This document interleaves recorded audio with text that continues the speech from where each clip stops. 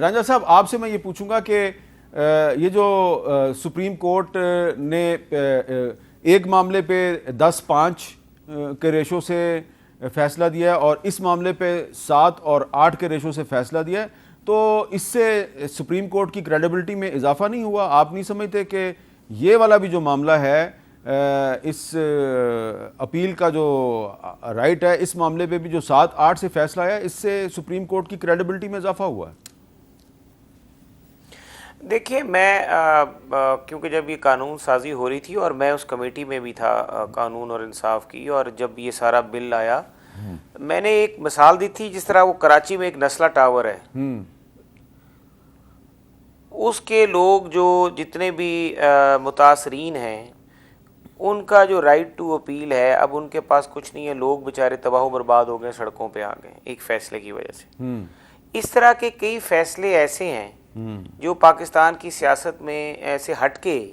عوام الناس سے متعلقہ ایسے واقعات ہیں، عدالتی فیصلوں کی وجہ سے کافی لوگ متاثر ہوئے ہیں۔ اور یہ قانون سازی صرف جو لوگ سمجھتے ہیں کہ یہ ریٹروسپیکٹیوٹی جو ہے نواز شریف صاحب کے لیے نہیں،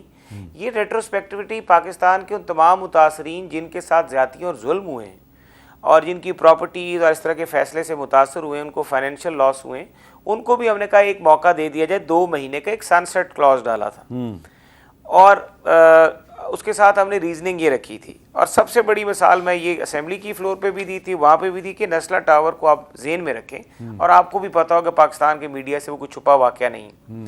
لیکن ریٹروسپیکٹیوٹی کے اوپر آبویسلی گوز وداؤٹ سیئنگ ایک بڑی بحث ہے، اور اس کو ہمیشہ سے ریٹروسپیکٹیو لا کو کوئی اتنا اچھی نظر سے نہیں دیکھا جاتا قانونی تقاضوں کے مطابق۔ لیکن جو حالات اور واقعات اور بیک گراؤنڈ ہم نے جو دیا تھا، جو پرپز تھا اس لیجسلیشن کا، اس کے بیچ میں جس طرح آپ کو میں نے بتایا ریزن یہ تھا۔ اب آگے سپریم کورٹ بہتر سمجھتی ہے، انہوں نے ایک فیصلہ کیا، پھر ہم ظاہر ہے سپریم کورٹ کے فیصلوں کے ہم سب پابند ہیں۔ اچھا، اب اس میں ایک میں اور سوال کرنے لگا ہوں گور صاحب، کیونکہ آج آپ کی ملاقات ہوئی چیئرمین تحریک انصاف سے، اور اس کے بعد پھر ان کا ایک پیغام بھی جاری کیا گیا، اسی سے ملتی جلتی باتیں جو علی ظفر صاحب نے بھی کی ہیں۔ جو پیغام ہے اس کا خلاصہ یہ ہے کہ اٹک جیل میں پہلے چند روز میرے لیے مشکل تھے، سونے کے لیے بستر نہیں تھا، فرش پہ لیٹنا پڑتا تھا، دن کے وقت کیڑے اور رات کو مچھر ہوتے تھے، اب میں ایڈجسٹ ہو گیا ہوں۔ آئین پاکستان کی بنیادی شرط شفاف الیکشن کے مطالبے سے 1 انچ بھی پیچھے نہیں ہٹوں گا۔ ملک چھوڑنے کا کہنے والوں کو میرا یہ جواب ہے کہ میرا جینا مرنا پاکستان کے ساتھ ہے، اور وہ کہیں نہیں جا رہے۔ اب مجھے یہ بتائیں کہ یہ جب یہ بھی ہمیں پتہ چلا کہ ان کے ساتھ کسی نے بات بھی نہیں کی کہ آپ کے ساتھ کوئی ہم ڈیل کرنا چاہتے ہیں، تو کیا یہ انہوں نے یہ آپ کے ساتھ یہ بات کی ہے کہ ان کے ساتھ کسی نے کوئی کانٹیکٹ نہیں کیا اس حوالے سے؟ کسی سے ان کی کوئی بات چیت نہیں ہوئی ڈیل کے حوالے سے؟ پاکستان چھوڑنے کے حوالے سے بھی کوئی بات نہیں ہوئی؟ نہیں، کوئی بات نہیں ہوئی، لیکن نہیں، خان صاحب نے کبھی یہ کہا کہ میرے ساتھ کسی کی بات ہوئی ہے، پر ہم جو 2-3-4 ملاقاتیں ہوئی ہیں، ہر ملاقات پہ ہم نے کوئی ایک پوائنٹ اٹھاتے رہے ہیں کہ یہ سوشل میڈیا پہ اس طرح خبریں چلی ہیں اور لوگوں نے چلوائی ہیں، جس کی وہ ہم نے امیڈیٹلی تردید کی ہے کہ خان صاحب کے ساتھ نہ ہی کوئی ایسی بات ہوئی ہے، نہ کوئی ڈیل کی بات ہے، نہ وہ ڈیل کبھی کنسیڈر کریں گے۔ سو اٹس آف طرح کا وہ تو اس تناظر میں ہم نے اس کا تذکرہ کیا تھا کہ کوئی ایسی ڈیل نہیں۔ اچھا، اب سلمان صاحب آپ جو ہیں وہ ذرا اس لیے میرے لیے تھوڑے سے منفرد ماہر قانون ہیں کہ آپ نے ایک زمانے میں نواز شریف صاحب کو بھی سپریم کورٹ میں ریپرزینٹ کیا تھا، پھر آپ پچھلے دنوں عمران خان صاحب کو بھی ریپرزینٹ کرتے رہے، آپ بہت سے سیاستدانوں کو ریپرزینٹ کرتے رہے، اصغر خان کیس میں بھی تھے آپ، وہ جو کیسے ہی۔ ہاں، میں آپ سے یہ جاننا چاہ رہا ہوں کہ ڈیل تو ہوتی ہے پاکستان میں اور ایک ہسٹری ہے،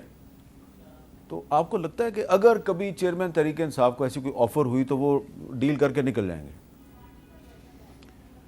دیکھیں، یہ ضروری نہیں ہے کہ ڈیل کی آفر بھی ہو۔ کئی دفعہ لوگوں کے ذہن میں یہ ہوتا ہے کہ بری مثال ہے کہ قبر ایک ہے اور لاشیں 2 ہیں، تو ضروری نہیں ہوتا۔ اگر کوئی یہ سمجھے کہ اب میرا اور اس شخص کا آپس میں جو ہے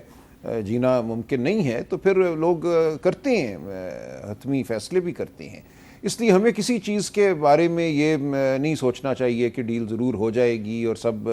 معاملہ جو ہے جو آج ہمیں تناؤ نظر آ رہا ہے یہ ختم ہو جائے گا۔ یہ مجھے اس وقت ایسا ہوتا نظر نہیں آتا، اور جتنا میں عمران خان صاحب کو جانتا ہوں، میرا نہیں خیال کہ وہ کسی ایسے